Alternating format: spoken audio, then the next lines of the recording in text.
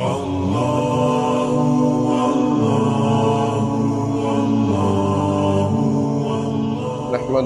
ونستعينه ونستغفره ونؤمن به ونتوكل عليه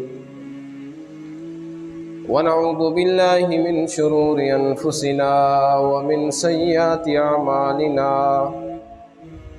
من يهده الله فلا مضل له ومن يضلله فلا هادي له ونشهد أن لا إله إلا الله وحده لا شريك له ونشهد أن سيدنا وسندنا وحبيبنا ومولانا محمدا عبده ورسوله صدق الله العظيم وصدق رسوله النبي الكريم ونحن على ذلك لمن الشاهدين والشاكرين والحمد لله رب العالمين رب اشرح لي صدري ويسر لي أمري واحلل عقدة من لساني يفقهوا قولي اللهم صل على سيدنا ومولانا محمد وعلى آل سيدنا ومولانا محمد وبارك وسلم عليه. میرے واجب الاحترام اہل محلہ، بزرگان دین، نوجوان ساتھیوں، اللہ تعالیٰ سے دعا ہے کہ اللہ تعالیٰ مجھے حق سچ کہنے کی توفیق عطا فرمائے. اس کے بعد سب سے پہلے مجھے پھر آپ حضرات کو اس پر عمل کرنے کی توفیق عطا فرمائے. برادران اسلام، آج کل اگر زمانے پر نظر ڈالی جائے تو ہر ایک آدمی، ہر ایک شخص وہ پریشان ہے، ٹینشن میں مبتلا ہے، پریشانیوں نے اس کو گھیرا ہوا ہے. کسی کی پریشانی منصب ہے، کسی کی پریشانی عہدہ ہے، کسی کی پریشانی یہ ہے کہ دوست احباب رشتہ داروں کے ساتھ جھگڑے، اور کسی کی پریشانی یہ بنی ہوئی ہے کہ اس کو جان کا خطرہ ہے، کسی کی پریشانی ہے مال کا خطرہ ہے. امیر اپنی کوٹھی کے اندر پریشان ہے، غریب اپنی جھوپڑی کے اندر پریشان ہے. ہر ایک جس کی طرف بھی آدمی نگاہ اٹھا کر دیکھے تو وہ اپنی کسی نہ کسی پریشانی کے اندر ضرور مبتلا ہے. اور پھر دوسری طرف اگر ہم دیکھیں تو ہر ایک شخص وہ اپنی پریشانی کو حل کرنے کے لیے وہ کوئی نہ کوئی اپنی ترتیب سوچ رہا ہے. کسی کا ذہن یہ بنا ہوا ہے کہ مجھے منصب مل جائے گا تو میری پریشانی ختم ہو جائے گی. اب وہ اس منصب کے پیچھے لگا ہوا ہے. جب اس کو منصب ملتا ہے اور وہ اس کو حاصل کر لیتا ہے تب بھی اس کی پریشانی وہی رہتی ہے، کیونکہ جب اس کو منصب مل گیا اب وہ اس بات میں پریشان ہے کہ اس پر جو ہونے والے لوازمات ہیں، اس کو پورا کرنے والے، اس منصب کے جو پورا کرنے والی چیزیں ہیں، اب میں اس کو کیسے پورا کروں گا؟ اس پر اتنی بڑی ذمہ داری جو آگے اس کو میں کیسے پورا کروں گا؟ وہ یہ کہ جس چیز کو یہ اپنے لیے سکون اور راحت سمجھ رہا تھا، جب وہ چیز اس کو مل گئی تب بھی وہ پریشان ہے. اور کچھ لوگ یہ سمجھتے ہیں کہ ہمیں جب مال و دولت وافر مقدار میں مل جائے گا تو ہماری پریشانی ختم ہو جائے گی. اب وہ مال و دولت کے پیچھے چل پڑتے ہیں، حلال کو نہیں دیکھتے، حرام کو نہیں دیکھتے. وہ کہتے ہیں بس کسی طریقے ہمارے پاس وافر مقدار کے اندر مال آ جائے. اب جب اس کے پاس وافر مقدار کے اندر مال آ گیا اب بھی وہ شخص پریشان ہے. کیوں؟ اس لیے کہ اب وہ اس کے اندر ایک ہرس کی بیماری پیدا ہو گئی ہے. اب وہ کہتا ہے کہ اگر یہ چیز مل گئی ہے تو مجھے وہ بھی مل جائے، وہ بھی مل گئی ہے تو مجھے وہ بھی مل جائے. اب اسی طرح کرتے کرتے اس کی رات کی نیند ختم ہو جاتی ہے. اب وہ اس حال میں پریشان ہے کہ میرے پاس اتنا مال آ گیا، اب میں اس کو کیسے سنبھال کے رکھوں گا، کہیں مجھ پر کوئی چور ڈاکو نہ آ پڑے. اب وہ جب اس کو یہ چیز مل گئی جس کو وہ راحت اور سکون سمجھ رہا تھا، اب بھی وہ پریشان ہے۔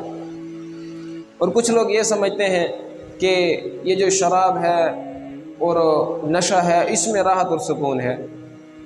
اب وہ لوگ راحت اور سکون حاصل کرنے کے لیے یہ نشہ وغیرہ کر لیتے ہیں۔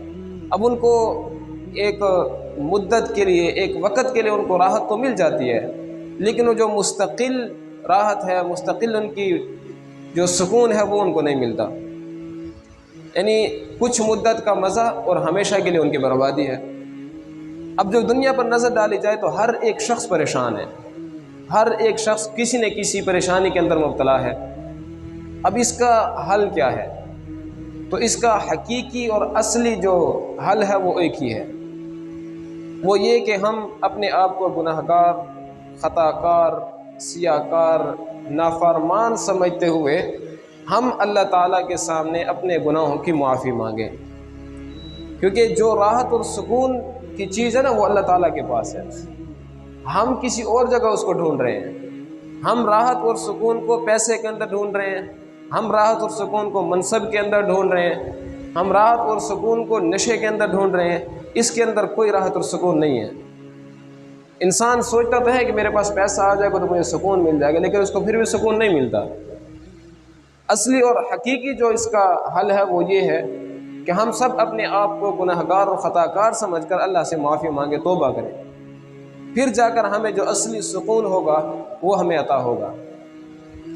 توبہ کیوں کرنی ہے؟ اس لیے کہ ہم سب گناہ گار ہیں۔ کوئی انسان دنیا کے اندر ایسا نہیں ہے سوائے انبیاء کے کہ اس سے گناہ نہ ہوتا ہو۔ یہاں تک کہ حضور پاک صلی اللہ علیہ وسلم کے بارے میں ایک صحابی رسول لکھتے ہیں کہ میں نے آپ علیہ السلام کو ارشاد فرماتے ہوئے سنا کہ حضور پاک صلی اللہ علیہ وسلم نے ارشاد فرمایا کہ کبھی کبھی میرے دل پر بادلوں کا غبار آ جاتا ہے اور میں اللہ کے سامنے 100 مرتبہ استغفار کرتا ہوں۔ اب یہ کون ذات ہے؟ وہ ذات کہ جس کے بارے میں ہمارا یہ عقیدہ ہے کہ وہ گناہوں سے پاک ہے۔ گناہ حضور پاک صلی اللہ علیہ وسلم کے قریب بھی نہیں جا سکتے، اور وہ ہستی یہ کہہ رہی ہے کہ میں بھی اللہ کے سامنے دن کے اندر 100 مرتبہ استغفار کرتا ہوں۔ گویا کہ حضور پاک صلی اللہ علیہ وسلم نے امت کو بتلایا کہ تمہارے دل کے اندر بھی گناہ کا وسوسہ پیدا ہو سکتا ہے۔ کیوں؟ اس لیے کہ انسان تو خطا کار ہے۔ حدیث پاک میں حضور پاک صلی اللہ علیہ وسلم نے ارشاد فرمایا کل بنی آدم خطاء وخیر الخطائین توابین، کہ ہر بنی آدم خطا کار ہے اور سب سے بہترین خطا کار وہ ہے جو توبہ کر لے، یعنی جو خطا بھی اس سے ہو جائے لیکن اس کے بعد وہ اللہ کے سامنے توبہ کر لے۔ تو حضور پاک صلی اللہ علیہ وسلم جیسی ذات وہ دن کے اندر 100 مرتبہ استغفار کرتی ہے۔ پھر اللہ تعالیٰ نے جہاں پر گناہ کا داعیہ پیدا کیا ہے نا، وہاں پر اللہ تعالیٰ نے تقوی کا داعیہ بھی پیدا کیا ہے کہ انسان کے اندر جہاں گناہ کی خواہش پیدا ہوتی ہے وہاں انسان کے اندر تقوی بھی ہے، وہ اس گناہ سے بچ بھی سکتا ہے۔ اب اگر کوئی یہ کہے کہ گناہ بالکل ہو ہی نہیں سکتے، انسان سے گناہ نہیں ہو سکتا یا مجھ سے گناہ نہیں ہو سکتا، یہ نہیں، ایسی بات ہو ہی نہیں سکتی۔ کیوں؟ اس لیے کہ اگر انسان کے اندر ہم یہ سمجھیں کہ بالکل گناہ کو ختم کر دیں، بالکل گناہ کو ہم فنا کر دیں، تو پھر ہمیں جنت کیسے ملے گی؟ کیونکہ جنت تو مجاہدات کے بعد ملتی ہے نا۔ انسان کے اندر ایک گناہ کا مادہ پیدا ہوا، اس نے کہا کہ میں اس گناہ کو کر لوں، اب اس کے سامنے موقع بھی ہے، کوئی دیکھنے والا بھی نہیں ہے، اور گناہ کا جو عمل ہے وہ بھی وہ کر سکتا ہے، لیکن اس کے باوجود وہ اس سوچ کو سامنے رکھ کر کہ اللہ مجھے دیکھ رہا ہے، اللہ کے ڈر کی وجہ سے اس گناہ کو چھوڑ دیتے ہیں، تو اسی مجاہدے کی وجہ سے ہمیں جنت ملے گی۔ اب اگر کوئی شخص یہ کہتا ہے کہ نہیں میں تو کوئی گناہ نہیں کرتا، یہ نہیں ہو سکتا۔ ہر انسان سے کوئی نہ کوئی گناہ ضرور ہوتا ہے، کیونکہ حدیث پاک میں آپ صلی اللہ علیہ وسلم نے فرمایا کل بنی آدم خطاء، ہر بنی آدم خطا کار ہے، اور بہترین خطا کار وہ ہے جو اللہ کے سامنے توبہ کر لے۔ پھر اللہ نے ہمارے اوپر 2 چیزیں مسلط کی ہیں، ایک ہے نفس اور ایک ہے شیطان۔ یہ 2 چیزیں ہیں، یہ ہمارے کھلے دشمن ہیں، یہ ہمیں گناہوں کی طرف لاتے ہیں، ہمارے لیے گناہوں کو مزین کر کے ہمارے سامنے رکھتے ہیں کہ یہ گناہ کر لو، یہ بڑی مزے کی چیز ہے، یہ بڑی مزے کی چیز ہے۔ پھر جہاں پر اللہ تعالیٰ نے ان 2 چیزوں کو پیدا کیا ہے، ایک نفس ہے اور ایک شیطان ہے، پھر اللہ تعالیٰ نے اس کے مقابلے میں اس کو ختم کرنے کے لیے بھی چیز پیدا کی ہے، کیونکہ جہاں یہ 2 چیزیں ہیں نا، پھر اس کے مقابلے میں ایک ایسی چیز ہے کہ اگر یہ دونوں کبھی حملہ کر بھی دیں، نفس اور شیطان، تو تم نے کیا عمل کرنا ہے وہ بھی اللہ تعالیٰ نے بتا دیا۔ وہ یہ کہ اللہ کے سامنے استغفار کرو، استغفر اللہ ربی من کل ذنب واتوب الیہ۔ جب یہ چیز کر لیں گے نا تو انسان کے اوپر جو نفس اور شیطان کا حملہ ہے وہ سارا کا سارا ختم ہو جائے گا۔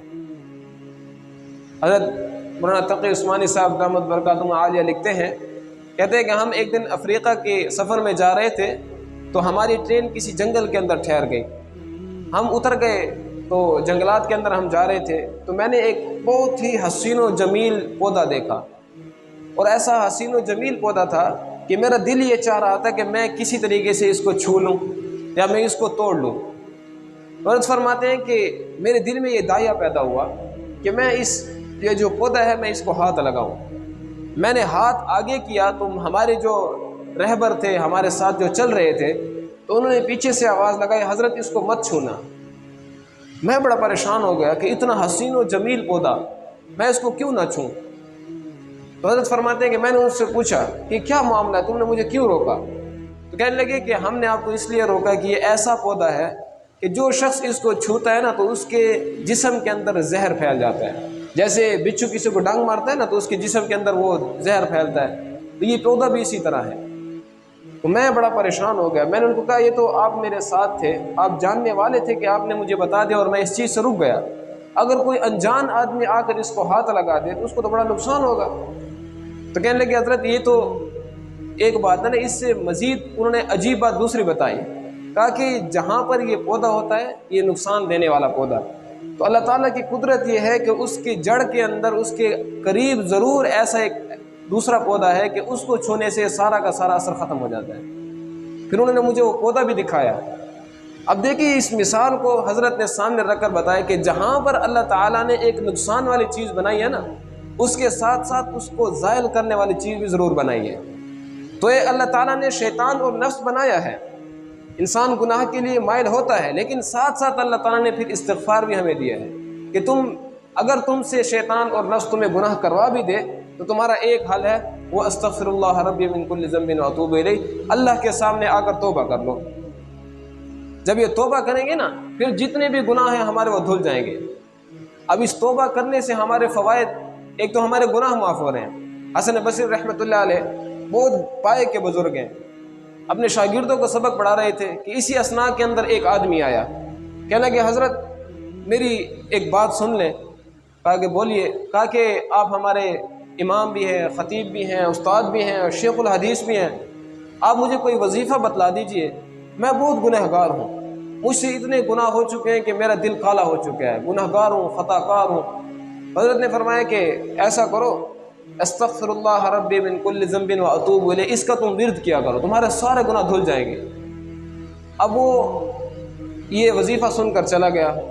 کچھ دن کے بعد ایک اور آدمی آیا، اس نے آ کر سوال کیا کہ حضرت کوئی وظیفہ بتلا دیجئے، آپ کو پتہ ہے ہمارے علاقے کے اندر قحط پڑ چکا ہے، بارش نہیں ہو رہی اور بھوک کی وجہ سے لوگ مر رہے ہیں۔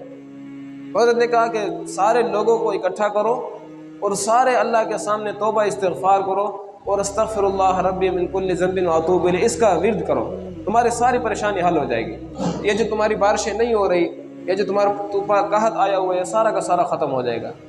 اب وہ دوسرا آدمی بھی چلا گیا، پہلا آدمی آیا کہا کہ میں گنہ گار ہوں اور وظیفہ یہ بتلایا، دوسرا آدمی آیا کہا کہ قحط ہے، یہ وظیفہ بتلایا۔ کچھ دنوں کے بعد ایک تیسرا آدمی آیا، اس نے آ کر اپنی تیسری بیماری بتلائی کہ انہوں نے کہا کہ حضرت کہ ایسا ہے میں بہت غریب ہوں، تنگ دست ہوں، غربت نے مجھے ایسا مارا ہوا ہے کہ میں کہیں منہ دکھانے کے قابل بھی نہیں ہوں، کوئی ایسا وظیفہ بتلا دیجیے کہ اللہ تعالیٰ مجھے مالدار کر دے۔ حضرت نے کہا کہ تم ایسا کیا کرو، استغفار کا کثرت کیا کرو، استغفر اللہ ربی من کل ذنب واتوب الیہ۔ اب یہ تیسرا شخص آنے والا، اس نے اپنی بیماری اور بتلائی، حضرت نے وظیفہ ایک ہی بتایا۔ اب پھر کچھ دنوں کے بعد چوتھا آدمی آیا، اس نے آ کر اپنی اور بیماری بتلائی، کہا کہ حضرت میں بے اولاد ہوں، اللہ تعالیٰ سے دعا کرے کوئی ایسا وظیفہ بتا دے اللہ تعالیٰ مجھے اولاد دے دے۔ اکثر حضرات ایسے ہوتے ہیں نا جو وظیفہ پوچھتے ہیں کہ ہماری اولاد نہیں ہو رہی، کوئی وظیفہ، تو یہ وظیفے کو سن لیں۔ حضرت نے یہ وظیفہ بتلایا، اس کو کہا کہ تم بھی اور تمہاری بیوی بھی استغفر اللہ ربی من کل ذنب واتوب الیہ، اس کا ورد کیا کرو، اللہ تعالیٰ تمہیں اولاد دے دیں گے۔ اب 4 آدمی آئے، چاروں نے اپنا مختلف قسم کا مسئلہ بتایا۔ चारों को हज़रत ने एक ही वजीफ़ा बतलाया। अब लोग तो खामोश हो जाते हैं, लेकिन जो सामने शागिर्द बैठे होते हैं ना, वो खामोश नहीं होते। शागिर्द ने कहा हज़रत एक आदमी आया, आपने वजीफ़ा बतलाया, हम खामोश रहे। दूसरा आदमी आया, आपने उसको भी वही वजीफ़ा बतलाया, हम खामोश रहे। तीसरा आदमी आया, चौथा आदमी आया, अब हम खामोश नहीं रह सकते कि चारों की बीमारी अलग अलग है, लेकिन आपने वजीफ़ा एक ही बतलाया। हज़रत ने कहा कि मैंने अपनी तरफ से नहीं बताया, बल्कि कुरान करीम के अंदर 29 पारा सूरत नूह के अंदर ये आयत मौजूद है। फिर हज़रत ने वो आयत पढ़ के सुनाई, फरमाया औज़ु बिल्लाहि मिनश शैतानिर रजीम बिस्मिल्लाहिर रहमानिर रहीम कुल तुस्तगफिरू। आप अलैहिस्सलाम फरमा दीजिए, इस्तगफिरू, जो शख्स इस्तिग़फ़ार करेगा, कुल तुस्तगफिरू इन्नहु कान गफ़्फ़ारा, मैं बेशक उसके गुनाहों को माफ़ कर दूँगा। पहली खुशखबरी, इन्नहु कान गफ़्फ़ारा वयुरसिलिस समाअ अलैकुम मिदरारा, और मैं उन पर मूसलाधार बारिश करूँगा इस इस्तिग़फ़ार की वजह से। दो चीज़ें हो गई, कुल तस्तग़फ़िरू रब्बकुम इन्नहु कान गफ़्फ़ारा युरसिलिस समाअ अलैकुम मिदरारा वयुमदिदकुम बिअमवाल, और मैं बढ़ाऊँगा उसके माल को, व औलाद, और उसके औलाद को भी बढ़ाऊँगा। तो कुरान की आयत से हज़रत ने साबित किया कि इस्तिग़फ़ार की इतनी बरकत है कि चारों चीज़ें इंसान को मिल जाती है। गुनाह भी ख़त्म हो जाते हैं, इंसान के कहत भी ख़त्म हो जाता है, गुर्बत भी ख़त्म हो जाती है, और बे औलादी भी ख़त्म हो जाती है। तो आजकल हम अगर मुआशरे में देखें ना, तो हर शख्स परेशान है, हर एक शख्स किसी उसको कोई ना कोई परेशानी लाहिक है, और हल सिर्फ एक है कि हम अल्लाह के सामने तौबा करें। तौबा करने के बाद फिर इस्तिग़फ़ार भी करें। और तौबा तीन चीज़ों का नाम है, तीन चीज़ें होंगी तो फिर इंसान तौबा कामिल होगी। पहली चीज़, इंसान जब कोई गुनाह कर बैठता है ना, तो उस पर इंसान को निदामत हो, शर्मिंदगी हो कि मैंने गुनाह किया है। दूसरी चीज़ है कि उसको फ़ौरन फ़िलहाल छोड़ दे, यानी उस गुनाह को बिल्कुल तर्क कर दे। और चौथी चीज़ यह है कि उसको न करने का अज़म कर ले कि अल्लाह मैं इसको दोबारा कभी नहीं करूँगा। ये तीन चीज़ें जब इंसान के सामने होती है ना, और इंसान गुनाह करता है, तो फिर हदीस पाक में आता है अत्ताब मिन ज़ंबि कमन ला ज़ंब लहू, कि इंसान जब तौबा करता है तो गोया कि ऐसे हो जाता है गोया कि उसने कभी गुनाह किया ही नहीं है। तो ये अल्लाह ताला के सामने तौबा करनी है। हज़रत तक़ी साहब लिखते हैं कि मैंने अपने शेख से सुना, उन्होंने एक बड़ी प्यारी बात कही, कहा कि हमारे दो फरिश्ते हैं किरामन कातिबीन जिसको कहा जाता है, एक दाएं कंधे पर है, एक बाएं कंधे पर है। तो ये दोनों, एक उसमें से नेकियां लिखता है और एक बुराइयां लिखता है, और इनमें से जो दाएं कंधे वाला है वो बाएं कंधे वाले का अमीर है। इसलिए हदीस पाक में है ना, आप सल्लल्लाहु अलैहि वसल्लम ने फरमाया जब किसी सफ़र पर जाओ ना, चाहे तुम दो बंदे भी हो ना, एक को अमीर बना लो, दूसरा मामूर बन जाए, ये सुन्नत भी है। तो अब ये इस दाएं कंधे वाला अमीर है और बाएं कंधे वाला मामूर है। अब जब कोई बंदा नेकी करता है तो दाएं कंधे वाला उससे नहीं पूछता, फ़ौरन नेकी लिख देता है कि इस फलां बंदे ने ये नेकी कर ली है। लेकिन जब बाएं कंधे वाला देखता है ना कि कोई शख्स गुनाह कर रहा है, अब वो लिखता नहीं है, दाएं कंधे वाले से इजाज़त मांगता है कि अमीर साहब इजाज़त दे, मैं गुनाह लिख दूं। वो कहता है नहीं, सब्र करो, हो सकता है तौबा कर ले। फिर कुछ देर बाद फिर पूछता है कि मैं गुनाह लिख दूं। फिर वो फरिश्ता कहता है नहीं, थोड़ा सब्र करो, हो सकता है तौबा कर ले। फिर वो फरिश्ता पूछता है कि क्या मैं गुनाह लिख दूं। तीसरी बार जाकर वो फरिश्ता को कहता है कि अब तुम गुनाह लिख दो। तो अल्लाह ताला की कितनी बड़ी मेहरबानी है कि हम गुनाह कर भी लेते हैं, उसके बावजूद भी लिखने में 3 बार इजाज़त मांगी जा रही है। इसलिए कहते हैं ना, जैसे भी इंसान से गुनाह हो तो इंसान को सबसे पहले ये कि इंसान शर्मिंदगी कि यार मुझसे गुनाह हो गया है, मुझसे ख़ता हो गई है। अब फ़ौरन वो अल्लाह के सामने तौबा करे और इस्तिग़फ़ार करे। फिर ये जब इंसान इस्तिग़फ़ार और तौबा करते हैं ना, सच्चे दिल से तौबा, जब सच्चे दिल से इंसान ने तौबा कर ली, अब ये नहीं है कि तौबा करने के बाद बस उसके रजिस्टर के अंदर लिख दिया कि इसने तौबा किया है। क़यामत के दिन ये सारे के सारे गुनाह उनको गिनवाए जाएंगे, आखिर में ये कहा जाएगा कि तुमने तौबा की थी। नहीं, जब इंसान सच्चे दिल से तौबा करता है ना कि अल्लाह मेरी तौबा, मैं आइंदा गुनाह नहीं करूँगा, और ये 3 चीज़ें सामने रखता है, निदामत भी है, उसको फ़ौरन छोड़ भी दिया, फिर न करने का अज़म भी है, तो फरिश्ते उसके गुनाह सारे के सारे मिटा देते हैं। कल क़यामत के दिन अल्लाह ताला ये नहीं पूछेगा कि ये तूने गुनाह किया था, ये गुनाह किया था, ये गुनाह किया था, फिर तूने तौबा भी कर ली थी। जब इंसान ने तौबा कर ली तो बस उसके सारे पिछले गुनाह माफ़। तो हमारी परेशानियों का आजकल जो हमारे अंदर परेशानी है, कोई मनसब के लिए परेशान है, कोई किस चीज़ के लिए परेशान है, तो सिर्फ़ एक ही हल है जो हदीस पाक में आया कि अल्लाह के सामने मिलकर तौबा करें और इस्तिग़फ़ार की कसरत करें। अल्लाह ताला से दुआ है कि अल्लाह ताला मुझे भी, आप हज़रात को भी सच्चे दिल से तौबा करने की तौफ़ीक़ अता फ़रमाए और इस्तिग़फ़ार की कसरत करने की तौफ़ीक़ अता फ़रमाए। व आख़िर दावाना अल्हम्दुलिल्लाहि रब्बिल आलमीन।